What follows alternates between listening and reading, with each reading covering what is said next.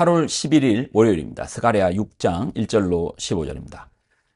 내가 또 눈을 들어 본즉 내 병거가 두 산 사이에서 나오는데 그 산은 구리 산이더라. 첫째 병거는 붉은 말들이, 둘째 병거는 검은 말들이, 셋째 병거는 흰 말들이, 넷째 병거는 어룽지고 건장한 말들이 메었는지라.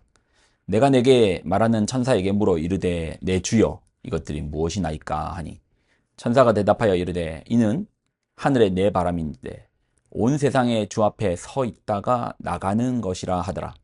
검은 말은 북쪽 땅으로 나가고 흰 말은 그 뒤를 따르고 어루진 말은 남쪽 땅으로 나가고 건장한 말은 나가서 땅에 두루 다니고자 하니 그가 이르되 너희는 여기서 나가서 땅에 두루 다니라 하매 곧 땅에 두루 다니더라.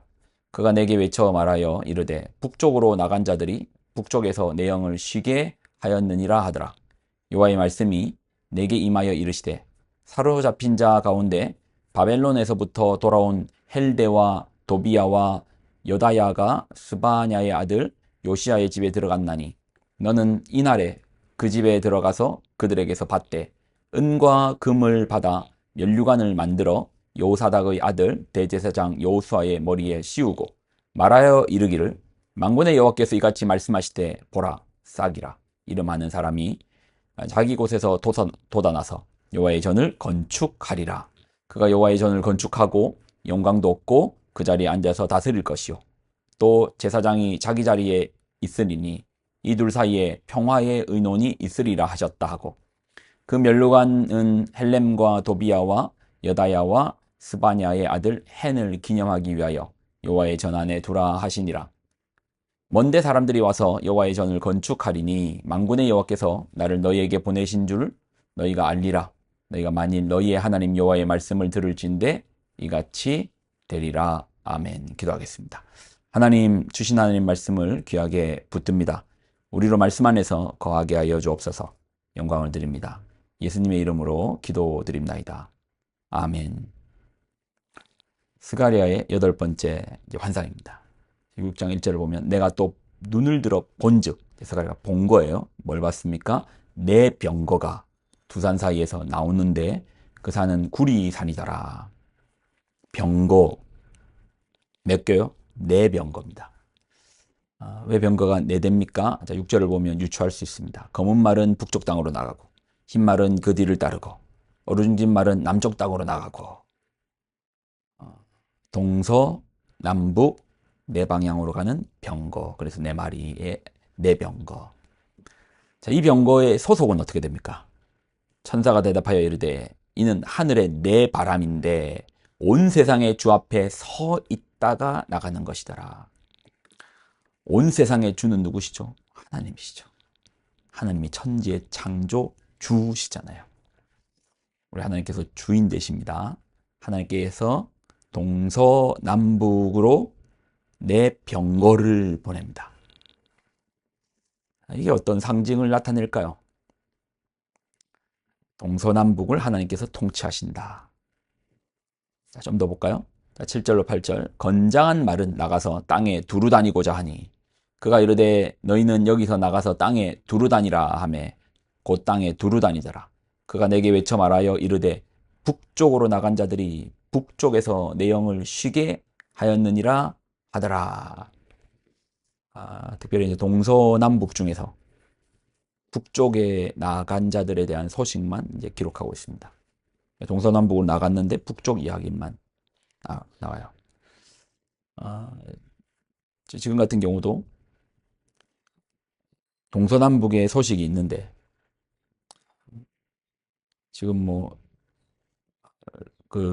어디죠? 전쟁이 발발하고 있는 또 전쟁의 화약고의 어떤 그런 두려움이 있는 러시아 쪽 이야기. 뭔가 사건이 있으면 그쪽 이야기가 이제 토픽으로 나오잖아요. 요즘 같은 경우는 한국의 더위니까 한국의 어떤 그런 상황들의 이야기, 장마의 이야기, 그런 것처럼 뭔가 이제 중심이 되는 이야기만 동서남북 중에서 이야기되는데 이제 북쪽의 이야기가 좀 나오는데요. 특별히 왜 북쪽이냐? 북쪽에 나간 자들이 북쪽에서 내 영을 쉬게 하였다. 하나님의 영을 쉬게 하였다. 이 내용만 가지고 뭐라고 해석하기는 어려운데 전체 이제 맥락 속에서 우리가 좀 보면 스가랴의 첫 번째 환상에서 또 이제 말탄자가 나오거든요. 근데 이번엔 병거예요, 병거. 말탄자하고 병거 비슷해 보이냐 좀 다르죠. 말탄자는 파발마, 소식을 전달하는 내용이었다면 병거는 뭐죠? 전투용이잖아요, 전투용. 전투용 병거죠. 전차잖아요, 전차.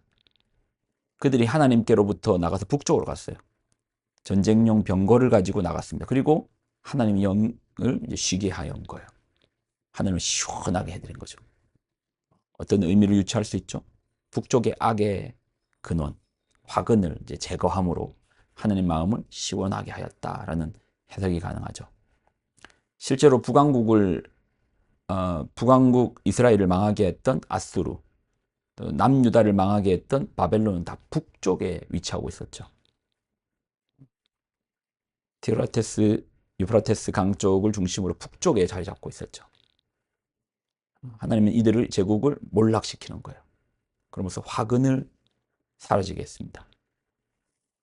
하나님께서 세상을 통치하시는데 우리는 수룹바벨 시절 때, 솔로몬 시절 때 성전이 지어지고 수룹바벨 시절 때 다시 성전이 재건된다.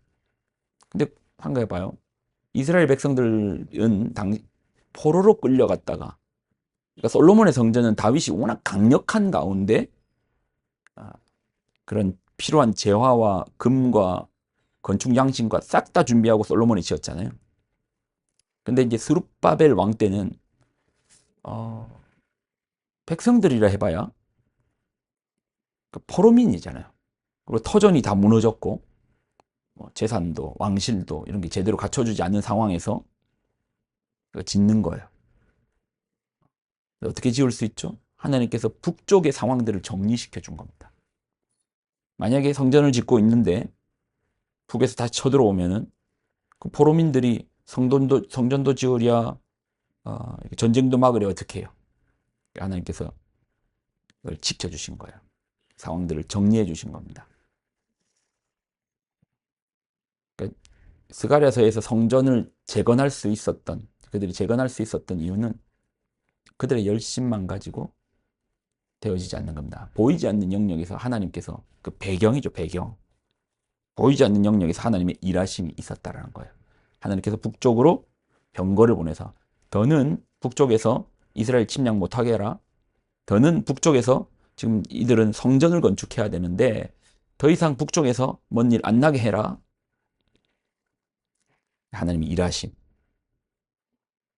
우리가 그걸 봐야 되는 거예요. 우리의 삶에도 마찬가지입니다. 내 눈에는 보이지 않지만 우리가 하나님의 일을 할 수 있는 것은, 우리가 하나님의 일에 섬길 수 있는 것은, 아니 그 쓰임 받을 수 있는 것은 하나님께서 내 주변의 상황들에 대해서 정리해 주시는 거 아닙니까? 우리가 그 눈이 있어야죠. 내 힘으로, 내 능력으로 내가 했다. 어떻게 감히 내가 했다 그런 말을 해요? 내가 열심히 해가지고 내가 했다 그런 말 못하죠. 하나님께서 할 수 있도록 도와주셨다. 하나님께서 나를 써주셨다.